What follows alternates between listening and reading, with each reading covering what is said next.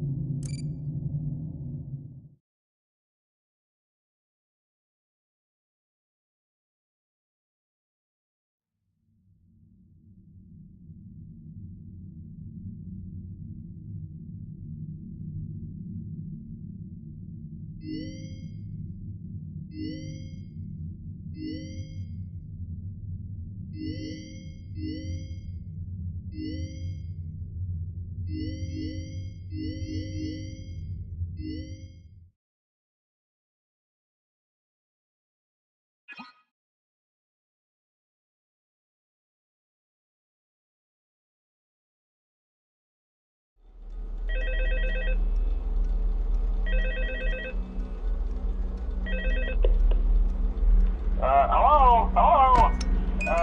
See, I told you your first night wouldn't be a problem. You're a natural. By now I'm sure you've noticed the older models sitting in the back room. Those are from the previous location, and we just use them for parts now. The idea at first was to repair them. They even started retrofitting them with some of the newer technology, but they were just so ugly, you know? And the smell. So the company decided to just go in a whole new direction and make them super kid-friendly. Those older ones shouldn't be able to walk around, but if they do, the whole Freddy head trick should work on them too, so whatever. I love those old characters.